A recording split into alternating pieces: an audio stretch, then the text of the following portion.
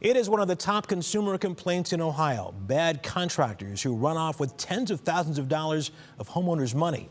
Consumer investigator Danielle Serino explains just why it's so bad here and what she's doing to try to change that. Why do you keep doing this to people? I've been following Jack Grosser of Final Destination Restoration for years, accused of victimizing homeowners. He's now charged with felony grand theft for taking more than $40,000 and leaving a home like this. It's like the same story over and over again. Are all these people lying? This case is a big deal. Contractors rarely get dragged into court, and they're rarely charged criminally. This homeowner lost more than 28 grand and was close to tears as she described another contractor who couldn't even get her addition off the ground. We had called probably 10 other contractors after we had terminated our contract, and no one wanted to touch the job. These homeowner horrors happen all the time because of one reason: the laws in Ohio stink. Representative Bill Patman has introduced 4 bills since 2011 to protect homeowners, and all of them died. But Patman's not giving up, recently introducing House Bill 148. It's severely watered-down legislation, but would require statewide registration, a review board, and mandate continuing education that would at least ensure a contractor knows how to use a hammer. You have one registration number, one person signs on it, and if you violate, we come after you.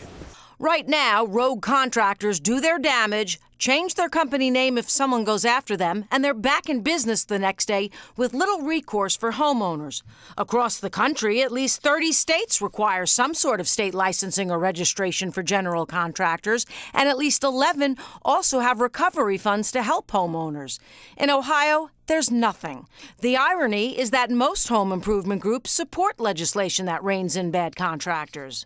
If it's harder for a contractor to get a license, I think you're going to start that process of it's just not worth it for them to do it.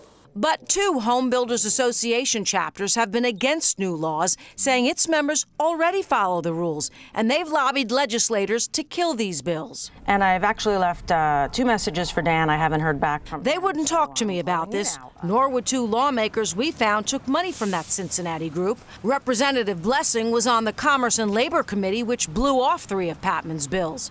In fact, it seems most legislators couldn't care less about this issue.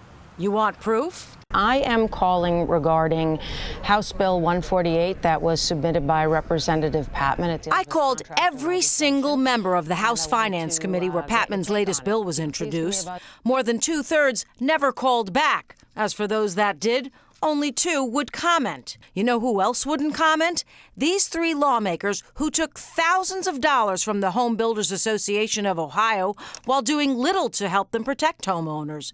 Speaker of the House Cliff Rosenberger, Senior Senator Jay Hottinger of the Transportation and Commerce Committee, which would handle contractor legislation, and Representative Ron Young, who chairs the committee which dismissed many of Patman's bills. Ironically, Young is now co-sponsoring Patman's latest legislation. And this should have been a law a long time ago. Yet somehow at least 9 bills since 2008 died. They don't understand the stress that it puts on the homeowner. My husband was not sleeping. Our marriage suffered. I'll tell you this, I promise, I am not giving up on this fight to get legislation passed. My next stop, the governor. But we need to do our part by going to our representatives and demanding they do something. They work for us, and we have the power to vote them out of office.